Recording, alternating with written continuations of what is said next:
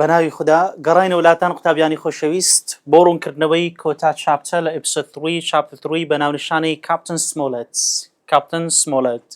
بەر لەوە قوتابیانی خۆشەویست لەوانەی پێشوو ئاماژەمان بەوەی داکەوە کاتێک ژیم چووە سپایگلاسئین میوانخانەی سڵڤەری و بڵاکدۆکی لەوێ بینی نیگەران بوو ترسی ئەوەی هەبوو کەوا بڵاکدۆک چەتە بیتن، بەڵام دواتر کاتێک کە هاری بەدەستی بەتاڵ هاتەوە و سڵڤەر هاواری بەسەدا کرد دڵنیا بەوە لەوەی کەوا سڵڤەر پیاوی چاکە. دواتر سڵڤەر و جیم بەیەکەوە گەڕانەوە و هاتنەکەن دکتۆر لڤسی و ئاغای و سڵڤەر بەخۆی چیرۆکەکەی ژێراوە ئیدی هەندەی کەشک و گومانەکەی لەسەر خۆی لادا و لە کۆتاییدا ئاغا داوای لە جیمی کرد گوتی جیم وەرە با بچین کەشتێکەت پێ نیشان بدەم. ئەوجا لێرە کە دەچنە سەر کەشتەکەی جیم دەڵێت As we climbed aboard the Hispaniola کاتێک سەر دەکەونە سەر کەشتی هیسپانیۆلا چاویان بەکوێ دەکەوی سەرەتا؟ We were met by a new ship's mate. چاویان بە یاریدەدەری کاپتن سمۆڵەتی دەکەوی. Ship's mate دەستە ڕاستی کاپتنی یاخود یاریدەدەری کاپتنی کەشتی هیسپانیۆلا.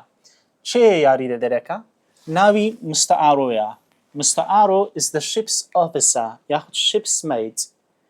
His description تەنها وەسفەمان هەیە وەسفی چۆن کابرەیەکە A brown old sailor with earrings in his ears.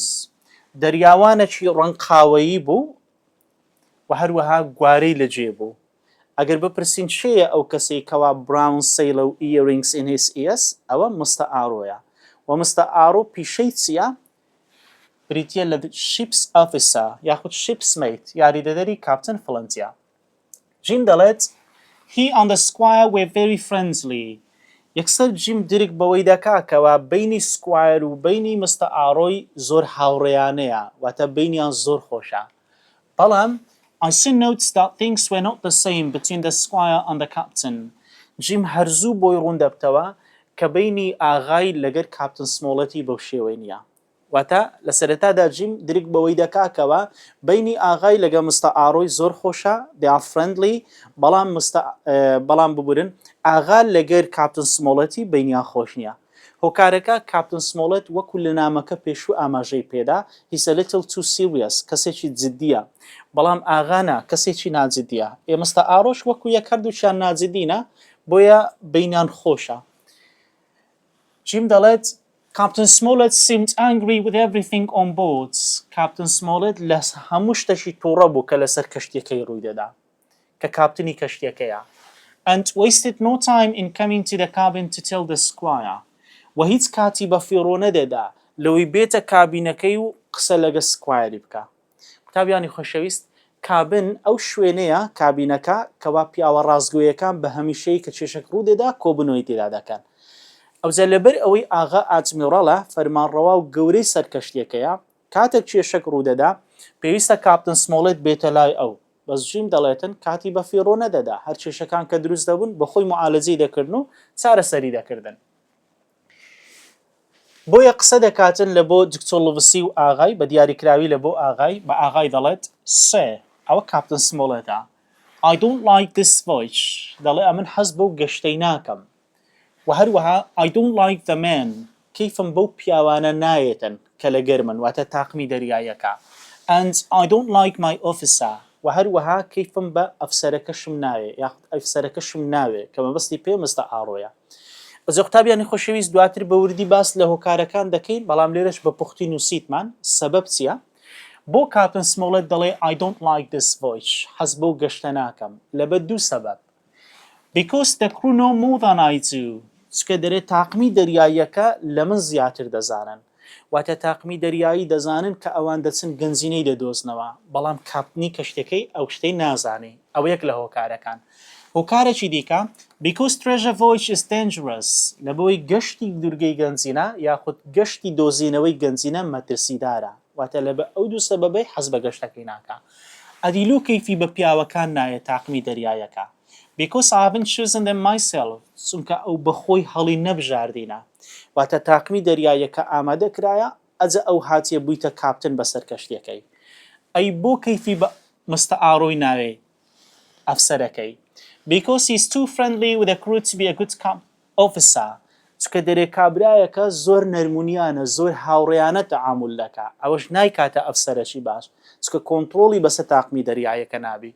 ئەجێ دەڵێ that shot and sit said the captain دەڵێ بە کورتی و بە کوردی یاخود بە کورتی و بە ئینگلیزی با پێت برم ئەمە نەکەیفم بە گەشتەکەی دێتن نەکەیفم بە تاقمی دەریایی دێ و نەکەیفم بە مستەعاڕۆی دێ کەوە ئەفسەرما یاخود یاریدە دەرما ئاغاش تووڕە دەبی بەوەی دەڵێت perhaps you don't like the ship دەڵێ بەڕێزم ڕەنگە مەقسەدت ئەوە بی ئەتو کەیفت بە کەشتەکەی نایە دەیەوێتن فێرێکی لێ بکات لێ بسوڕێتەوە ask the squire who was clearly angry ئاغا ئەو پرسیارەی دەکا کە بەڕوونی پێوە دیار بوو تووڕە بوو لەبۆی کاپتن سمۆلێت گوتی نە حەزم لە گەشتەکەیە نەکەیفم بە تاقمی دەریایی دێ و نە یاریدە دەرەکەشم دەڕێ ڕەنگە بکەیفت بە کەشتەکەی نێتن بەڵام کاپتن سمۆلێت دەڵێ that I can't say دەری ئەمن ناتوانم ئەو قسەی بکەم ناتوانم بڵێم کەیفم بە کەشتەکەی نایە یا کەشتێکە خراپە لەبەچی since I haven't seen her try to replied the captain چکە گوتیا من هێشتا تاقیم نەکردەوە ناتوانم بڵێم کەشتێکە خراپە چکە هێشتا تاقیم نەکردەوە ئەدی بۆچی کەیفی بە گەشتەکە و بە تاقمی دەریایی و ئیلا ئەخیری نایە لە بۆ یەکو دواتر باز دەکەین هەر لە سەرەتادا ئەو گومانی هەیە لە تاقمی دەریایەکە گومانی لە چه هەیە گومانی لەوەیە کە چەتە بن و هەڵگەڕێنەوە لێیان پرسیارمان Dash didn't say that he didn't like the ship because چێ بوو کەوا نەیگوت ئەمن حەز بە کەشتەکەی ناکەم لەبەر ئەوەی ئەوە کاپتن سمۆلێت بوو کە گوتی ئەمن ناڵێم حەز بە کەشتەکەی راکەم لەبەر چیش لەبۆی گوتی هێشتا هەوڵم نەداوە لێم نەخوڕیا تاقیم نەکردەوە دەڵێن the captain of Hispaniola کە کاپتن سمۆلێتە he hadn't seen her tried چکە هێشتاکە تێستی نەکردیە نەیهاشتووە she seems a good ship دەرێ کەشتێکە زۆر باش دیارە ئەو هاکەتە مشای دەکەی but I can't say any more بەس ناتوانم زیاتریش بە شان و باریدا هەر برێم کەتم شا دەکەی باش دیارە بەڵام لەوەی زیاتر ناتوانم لەسەری قسەی بکەم at this moment Dr. Livesey spoke دا دکتۆر لڤسی دێتە بینیان دەرێ ئەو کابرایە وەک بڵێ نەزانە زەحمەتە لەگەر کاپتن سمۆڵێتی بگەنەیە کەمە بەسمان پێ ئاغایە بۆیە دکتۆر لڤسی تەداخل دەکات دەڵێتن wait a minute he said that isn't at all helpful دەرێ کاکە ژیانێک دەقا بەخوای ئەو هەفت وەشتە ئەمە ناگەێنتە هیچ ئەجە داوا لە ئاغای لە کاپتنی دەکات I'd like to hear an explanation of what the captain has said دەرێ دەمەوێت ڕوونکردنەوەکم لە کاپتنی گوێ لێبی یعنی ڕوونکردنەوەکمان بداتێ بۆ حەز بە گەشتەکەی ناکاتن سەبەب چییە هۆکار چییە پرسیارمان when Captain Smollett told the squire that he didn't like the voyage the crew and Mr. Arrow کاتێکەوە کاپتن سمۆڵێت بە ئاغای گوت ئەو نەحەز بە گەشتەکە و نە بە تاقمی دەریایی و نە بە مستە ئاڕۆی دەکات چ ڕوویدا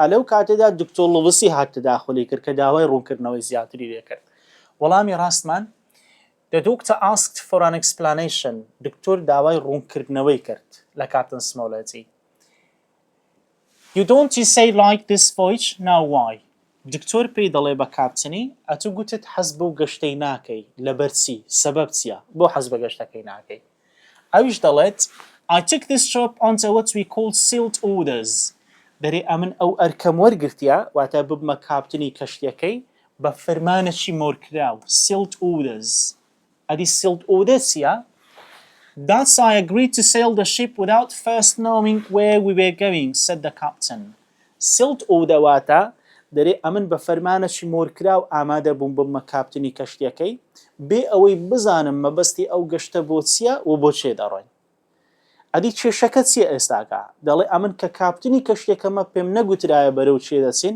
سیلت ئەودا هاتیمە کەچی ئێستا کێشەکە ئەوەیە but now I find that all the crew know more than I do کەچی ئێستا بۆم دەرکەتیە تەواوی تاقمی دەریایەکە زیاتر لە من دەزانی واتە دەڵێت چۆن دەبی ئەمن کاپتنی کەشتی بم نەزانم گەشتەکە لە پێناوسیە کەچی تاقمی دەریایی بە من بڵێ ئەمە دەچین گەنجینەی دەدۆزینەوە واتە ئەوە یەک لەو هۆکارانەیە کە ڕوونکردنەوەی دەدا کە حەز بە گەشتەکەی ناکات لەبەر ئەوەی تاقمی دەریایەکە زیاتر لەوی دەزانن شتێک هەیە لە کاپتن سمۆڵێتی شاردرایتەوە بەڵام تاقمەکە دەزانن Members of the crew on board the Hispaniola ship knew something that Dash hadn't been told تاقمی دەریایی کەشتی هیسپانیۆلا شتێکیان دەزانی کە چێ لێ شاردرابەوە یا بەچێ نەگوترابوو بەڵام بە کاپتن سمۆڵێتی بە کاپتنی کەشتیەکەی کاپتن سمۆڵێت Captain Smollett took his job under what they called silt orders which meant he بۆشایی. کاپتن سمۆڵێت ئەو ئەرکەی پێسپێردرا وەریگرت کە بریتی بوو لە کاپتنی کەشتی هیسپانیۆڵا بە فرمانی مۆرکراو کە مانای وابوو یانی چ فرمانی مۆرکراو یعنی بێ ئەوەی بزانێت گەشتەکە لە پێناو چیە و بەرەو کوێیە ئامادە بوو ببیتە کاپتنی کەشتیەکەی. وەڵامە ڕاستەکەمان he didn't know the purpose of the voyage ئەو نەیدەزانی مەبەستی گەشتەکە چیە گەشتەکە بەرەو چێندەرا. Next ئەوە خاڵی دوو کە حەز بە گەشتەکەی ناکا و ڕوونکردنەوەی دەدات. Continued the captain بەردەوام دەبێ دەڵێ شتێکی دیکە I hear from my own crew that we were going to find treasure. دەڵێ ئەمن لە تاقمی خۆم گوێبیستی ئەوەی بوومە کە ئەمە دەچین گەنجینەی دەدۆزینەوە. Treasure is dangerous. دەرێ من حەز بە گەشتی گەنجینەی ناکەم گەنجینە مەترسیدارە. بە تایبەتی کەی مەترسیدارە هە لێرە ببرن سەرەتا دەڵێ and I don't like treasure voyages. دەرێتن ترێژە مەترسیدارە گەنجینە و ئەمن حەز بە گەشت ناکەم لە بۆ دۆزینەوەی گەنجینە بە تایبەتی کەی مەترسیدارە especially when they are secret بە تایبەتی کاتێک ئەو گەنجینەیە نهێنی بێ ئەوە نهێنیە گەنجینەی فڵەنچی کەوابی ڕوونکردنەوە دەداتن دەڵێتن خاڵەکی دیکە ئەوەیە ئەمن لە تاقمی دەریایی خۆم گوێم لێ بووە کەوا ئەمە دەچین گەنجینەی دەدۆزینەوە و ئەمن حەز بە گەنجینەی ناکەم گەشتی گەنجینە لە بۆی مەترسیدارە بە تایبەتی کەی مەترسیدارە کاتێک سکرت بێ کاتێکەوە نهێنی بی. Captain Smollett didn't like the voyage because هۆکار چ بوو کاپتن سمۆڵێت حەزی بە گەشتەکە نەدەکرد لەبەر ئەوەی it was dangerous لەبەر ئەوەی مەترسیدار بوو. قوتابیانی خۆشەویست it was secretly planned ئەوەشیان هەندێک لی نزیکە لە وەڵامەکەی ڕاستیەکەی بەڵام دروستتر it was dangerous گونجاوترە بۆ حەزی بە گەشتەکەی نەدەکرد چونکە وەکو خۆی گوتی treasure is dangerous گەنجینە مەترسیدارە especially when they are secret بە تایبەتی کاتێک گەنجینەکە نهێنی بێ نەک it was secretly planned لەبەر ئەوەی گەشتەکە بە نهێنی وەک بڵێ پلانی بۆ دانرا بوو. ئەکید ئەوەشیان هۆکارە بەڵام ئەمە لێرکانە تەنها دەڵێ کاپتن سمۆڵێت حەزی بە گەشتەکەی نەدەکرد وەڵامە دروستەکە لێرە it was dangerous ئەویان دروستترین یانە کە نزیکترینە لێی لەبەر ئەوەی مەترسیدار بوو. Captain Smollett complained to the squire about the voyage because Captain Smollett سکاڵای کرد لەکن ئاغای دەربارەی گەشتەکەی لەبەر ئەوەی سەبەب چ بوو سکاڵای کرد وەڵامەکەمان دەڵێن he heard from his own crew that they were going to find treasure لە تاقمی خۆی گوێبیستی ئەوەی بوو کە ئەوان دەچن گەنجینەی دەدۆزنەوە بۆیە ناڕازی بوو سکاڵای کرد لەکن ئاغای. I understand what you're saying and I must say it's true enough, replied Dr. Livesey. دکتۆر لڤسی دەڵێت تێت دەگەم قسەکانت هەمووی ڕاست و معقول و جوانن یا نەدەبایە ئەمە بە تاقمی دەریایی برین کە دەچین گەنجینەی دەدۆزینەوە یا دەبایە ئەتوش ئاگدارکەینەوە بە توش برێن یعنی پێی دەڵێ لەسەر حەقی قسەکانت تەواوە و گلەیەکان لە جێی خۆیتی. You say you don't like the crew. Are they not good sailors? دکتۆر لڤسی دەڵێ کاپتن ئەتو دەڵێ کیفت بە تاقمی دەریایی نایە ئایا لەبەر ئەوەیە تاقمی باش نینە؟ نەخیر لە بە هەندێکە نینە بەڵکو جواب بداتەوە دەڵێت I don't like them sir replied Captain Smollett دەڵێ ئەمن کیفم پێیان نایە لەبەر ئەوەی I wasn't able to choose them myself ئەمن بەخۆم هەڵم نەبژاردینە واتە ئەنگۆ تاقمی دەریایەکەتان ئامادە کردیە ئەوز ئەمنتان هینایە کردتانە کاپتن بەسەریانەوە چونکە بەخۆم هەڵم نەبژاردینە کیفم پێیان نایە. پرسیارمان Captain Smollett didn't like the crew that the squire brought with him because کاپتن سمۆڵەت کەیفی بەو تاقمی دەریایی نەدەهات کە ئاغا لەگە خۆی هینابوونی چونکە لەبەر چی لە بۆی بەخۆی هەڵی نەبژاردبوون بۆیە وەڵامی ڕاست Smollett couldn't choose them himself سمۆڵەت بەخۆی هەڵی نەبژاردبوون. And you don't like Mr. Arrow continued the doctor. ئی باشە پێمان برێ ئەجایب ئەدیلۆ کەیفت بە Mr. ئارۆی نایەتەن. I don't say I believe he's a good sailor. دەڵێ نەخێر کەیفم بەویش نایە پێم وابی دەریاوانێکی باشە ئەدی کێشەی سمۆڵێتی چیە بەڵام he's too friendly with the crew to be a good officer بەڵام زۆر هاوڕێیانە تەعامل لەگە تاقمی دەریاییەکەی دەکا کە ئەوەش نایکاتە ئەفسەرێکی باش چکە ناتانی کۆنتڕۆلی بەسەریاندا نابی و پێشبینیەکانی هەمووی دروست و لە زێی خۆیتی کاپتن سمۆڵێت قوتابیانی خۆشەویست و عاقڵترین کەسی چیرۆکەکەی کاپتن سمۆڵێتە لە هەموو ئەوانە دیکە عاقڵترە کەوابێ بۆ کەیتی بە مستە ئاڕۆی نایە پێی وایە هیچ گوت ئۆفیسە یاخود سەیلەر دەریاوانەشی باشە بەڵام لەبەر ئەوەی زۆر نەرمونیانە کۆنتترۆلی بەسە تاقمی دەریایەکە ناوی کە دواتر پێشبینیەکانی هەموو ڕاست دەردەسن. Captain Smollett said that he didn't like Mr. Arrow because Mr. Arrow was بۆ شایی. Captain Smollett گوتی کەیفم بە مستە ئاڕۆی نایە چونکە مستە ئاڕۆ چ بوو لە بۆی too friendly بوو لەگەر کوڕوەکەی. وەڵامی ڕاست too friendly with a crew to be a good officer زۆر هاوڕێیانەیە لەگەر تاقمی دەریایەکە کە ئەوەش نایکاتە ئەفسەرێکی باش. Well, Captain, said Dr. Livesey, then tell us what you want. دکتۆر دەڵێت تەواو کاپتن تێگەیشتین ئێستا پێمان برێت چت دەوێ یعنی زانیمان کێشەکە لە چێندەرێکەیە ئێستا دوو چارەسەرمان لۆ بخەڕ و چ بکەین یا چت دەوێ کو ڕازی دەبی. There are two things, said the captain. کاپتن دەڵێت دوو شت هەیە ئەو دووشتم بە قسە بکەن ئەگەنا لێم گەڕێن با بچمەوە ناو مارومنداری خۆم و کاپناتی ئەو کەشتەی ناکەم با بزانین ئەو دووشتە چییە هەرچەندە لە ئەسڵدا بە خۆی سێ خاڵە دواتر خاڵی سێمیش ئاماژە پێ دەدەین بەڵام وەکو دەقەکە ئەو قدی خۆی کە قسەی دەکات دەرێت there are two things دوو شت هەیە. یەکەم first the gunpowder and weapons should be put under the cabin near the stern of the ship.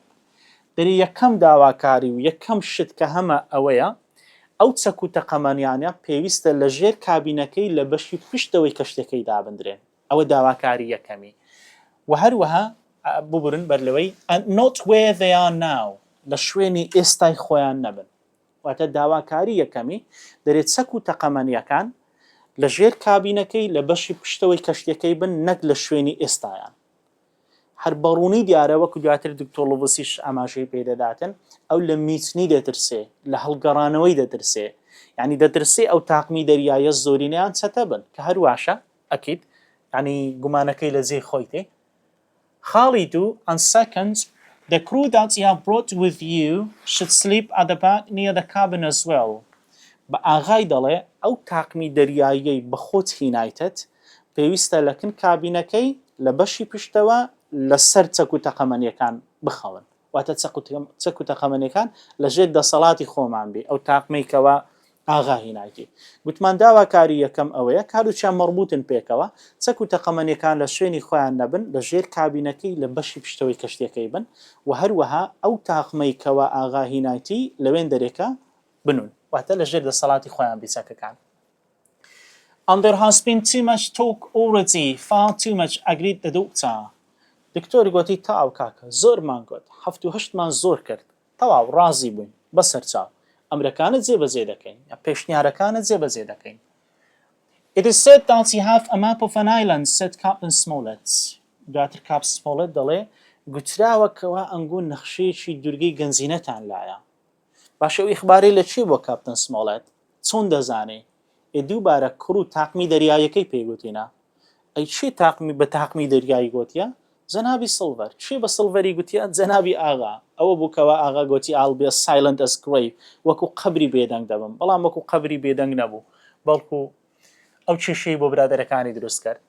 That there are crosses on it to show where the treasure is, that the island lies. دەڵێ گوێم لێ بووە ئەنگۆ نەخشەیەشی دورگەی گەنجینەتان لایە کەوا زەڕبی سووری لەسەرکرایە کە نیشانی دەدا ئەو گەنجینە لە چێ شاردرایتەوە. پاشەوەی ئەو قسەی دەکا then he gave the exact latitude and longitude. دواتر تەواوی هێلەکانی پانی و درێژی دەداتن. طبعا کە ئەو معلوماتانە دەداتن هەموو پێیان سەیرە تووشی سەرسامی دەبن یعنی کاپتن سمۆڵێت ئەو زانیاریانەی لە چێ بووە هەر بۆیە I never told anyone that, cried the squire. ئاغا دەڵێ بەخوای ئەم قسەم لە بۆ کەس نەکردیە بەخۆی شک دێ دەزانی وەک بڵێ غەڵەتەکە لەسەر دەستیوی ڕوویدایە. The crew note, said the captain. Captain دەڵێ ئەتو وەت گوتبی وەت نەگوتبی تاقمی دەریایی دەزانی واتە تاقمەکە دەزانن کە ئەمە نەخشەمان لەکنە و دەچین گەنجینەی دەدۆزینەوە و زەڕبی سووری لەسەرە. بۆیە کە ئاغا هێرش دەکاتە سەر دکتۆر لۆڤسی و جیمی دەڵێت Livesey, that must have been you or Hawkins, cried the squire. هاوار دەکا دەڵێ Livesey ئەوە یا ئەتوو بێ ئەو قسەت کردیا یا جیم بووە یعنی یا ئەتوو یا جیم ئەو ئیخبارەتان ڕاگەیاندێ کە ئەمە دەچین گەنجینەی دەدۆزینەوە. دکتۆر لۆڤسیش دەزانی تازە ئاغا غەڵەتەکەی هەر کردیە بۆیە دەڵێت It doesn't matter who it was, replied the doctor. دەڵێت کێشە نییە چێ بوو تازە ڕووی داشتەکە ئیدی هەم بیرین و بیرینەوە چێ بوو دادمان نادا کارە ساتەکە ڕوویدا غەڵەتەکە. Well, continued the captain, I don't know who has this map. Captain Smollett بەردەوام دەبی دەڵێ ئەمن نازانم ئەو ماپە لە کنچەیە بەڵام ئەو ماپە it must be kept secret even from me and Mr. Arrow. دەرێ ئەو ماپە دەبی بەنهێنی بمینێتەوە تەنانەت لە من و لە مستە ئاڕۆژ دەڵێ تەنانەت ئەمن کە کاپتنی کەشتێکەمە و مستە ئاڕۆ یاریدەدەرمە نابی بزانین ئەو ماپە لە چێندەرە دەبی نهێنی بیتن. پرسیارمان Captain Smollett asked the doctor and the squire to dash. Captain Smollett داوای لە دکتۆر و لە ئاغای کرد چ بکەن کامە لەوانە بکەن. Keep the map secret even from him and Mr. Arrow. ئەو ماپەی بەنهێنی بهێڵنەوە تەنانەت لە کاپتن سمۆڵەت و لە مستە ئاڕۆژ کە یاری دەدەریتی. I see, said the doctor. دکتۆر دەڵێت تێگەیشتم ئێستاکە دەزانم ئەتوو دێت چت دەوێ پوختەی قسەکانیمان پێ دەرێ ئەتوو ئەو دوو شتت دەوێ. You want us to keep this matter secret. ئەتوو دێتەوێ ئەمە مەسەلەکەی بەنهێنی بهێڵینەوە واتە مەسەلەی نەخشەکەی بەنهێلی بمێننەوە. هاوی کە گوتمان کە ئاغا دەڵێت ببورین کام سمۆڵێت دەڵێت there are two things وانە بە هەمان شێوە ئەو داواکاریشی هەیە کەوا the map must be kept secret ئەو ماپە دەبی بەنهێنی بمێنێتەوە. دەرێستا تێگەیشتم ئەتوو دەتەوێت ئەو مەسەلەی ماپەکەی بەنهێنی بمێنێتەوە و ئەو داواکاریەکەی کرد and to make a garrison of the stern part of the ship with my friends' own people. و هەروەها دەتەوێتن بەشی پشتەوەی کەشتیەکەی وەکو قەڵایەکی بەرگری و سەنگەرێک لێ بکەین و پیاوەکانی خۆمان لێ بمێنینەوە بهێڵینەوە and provided with all the arms and powder on board و هەموو ئەو چەک و تەقەمانیە هەمانە لەوەی دابنێ. دکتۆر گوتی ئەمە لێ تێگەیشتم دەتەوێت مەسەلەی ماپەکەی نهێنی بی و بەشی پشتەوەی کەشتەکەی بکەینە شوێنەکی بەرگری و پیاوەکانی خۆمان لێ بمێننەوە چەک و تەقەمانەکانیان لەژێر دەستدا بێ. دکتۆر دەڵێت تێدەگەم کاپتن you fear a mutiny ئەتوو لە هەڵگەڕانەوەی دەترسەی واتە لەوەی دەترسەی ئەو تاقمی دەریایە کۆمەڵی سڵڤەری چەتە بن و هەڵگەڕێنەوە دژمان. کاپتن دەڵێت I didn't say that, said Captain Smollett. دەڵێ ئەمن ئەو قسەم نەکرد وام نەگوت. ئێڕێک وایە وای نەگوتیە بەڵام قسەکانی بۆنی هەندێ دەدا قسەکانی مانای هەندێ دەدا ئەو ڕوونکردنەوانەی. دەڵێت I believe Mr. Arrow is an honest man. دەڵێ پێم وابێ مستە ئاڕۆ پیاوێکی ڕاستگۆیە ئێری ڕایەکەی 100% لە زەی خۆیتی ڕاستگۆیە مستە ئاڕۆ and some of the others too بە هەمان شێوە هەندێکی دیکەشیان ڕاستگۆیە. ئەو قسەشی هەرتەواوە ئەوانی کە ئاغا هینانی لە بریسڵ دۆزینەوە ڕاستگۆنە کە دەڵێت some of the others are too هەندێکی دیکەشیان ڕاستگۆیە مانای چ دەدا خوێندنەوەی قسەکەی ئەوەیەکەوە یعنی هەندێکیان ڕاستگۆنینە. But it is my job to make sure that the ship and every man on it is safe. دەڵێ وەکو کاپتنی کەشتی ئیشی منە لەوەی دڵنیا ببمەوە کەوە هەم کەشتێکە و هەم ئەو نەفەرانەشی لەسەر کەشتێکەنە سەلامەت بن بۆیە ئاوا تەئکید دەکەمەوە. ئەوزە پاشان پێیان دەڵێت All I'm asking you to do is to take every care. هەموو ئەو داواکاریەی لەنگۆم هەیە ئەوەیە تکایە باوریابین و ئاگدار بین ئەگەر نا let me leave the ship and that's all. ئەگەنا لێم گەڕن با کەشتەکەی بەجێ بێنم و بچمەوە ناو مارومنداری خۆم لێم گەڕێن و وازم لێ بینن. طبعا ئەوانش هەموو داواکاریەکانی جێبەجێ دەکەن چکە کەسی دیکەیان بەدەستەوە نییە هەر کاپتن سمۆڵێتە ڕازی دەبن بە پێشنیارەکانی. The doctor and the squire agreed to Captain Smollett's suggestions. دکتۆر و ئاغا بە پێشنیارەکانی کاپتن سمۆڵێتی ڕازی بوون. قوتابیانی خۆشەویست ئەو شینەی کەوانەمان کردەوە نووسیتمان طبعا جارێکی دیکە پێشنیارەکانی چ بوون. پرسیارێکی جوان دروست دەبێت بۆ نمونە کە دەڵێن the doctor and the squire agreed to Captain Smollett's suggestion وچوێت بۆ شایی کە پێشنیارەکانی بریتی بوون لەسە سێ پێشنیار بوون. یەکەمیان The map must be kept secret even from the captain and Mr. Arrow. ئەو ماپە دەبی بەنهێنی بمینێتەوە تەنانەت لە کاپتن سمۆڵێت و لە مستە ئاڕۆی. 2. The gunpowder and the weapons should be put under the cabin near the stern of the ship. ئەو چەک و تەقەمەنیانە دەبی لە ژێر کابینەکەی لە بەشی پشتەوەی کەشتەکەی دابندرێن. و ئەخیراً The crew that the squire had brought should sleep at the back near the cabin as well.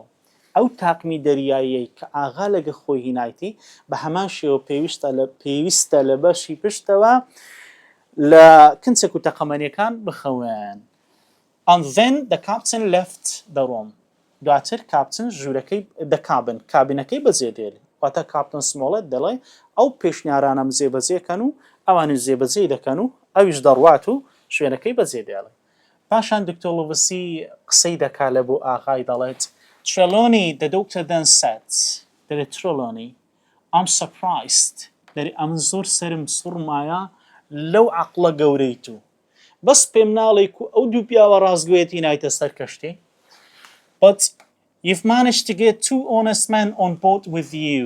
چۆن توانیتە ئەو دوو پیاوە ڕاستگۆیی بینیە سەر کەشتی کە مەبەستی پێچەیە That man لەگە کاپتن سمۆڵێتی و هەروەها ئەنجۆن سڵڤا دەرێ زۆر سەرم سڕمایە کو توانیتە ئەو دوو پیاوە ڕاستگۆیی بدۆزیەوە کاپتن سمۆڵێت و جەنابی سڵڤەر لە کاپتن سمۆڵێت پێکای بەڵێ وایە کاپتن سمۆڵێت ڕاستگۆیە و وەکو گوتمان عاقڵترین کەسی چیرۆکەکەیە بەڵام لە سڵڤەری ئەویشیان بە هەڵەدا چوو دکتۆر سڵڤەر چەتەیە بەڵام خۆی وانیشانەدا کە کەسێکی باشە پرسیارمان When the doctor said, I'm surprised, but you have managed to get two honest men on board with you, according to the doctor, the two honest men were dash and dash.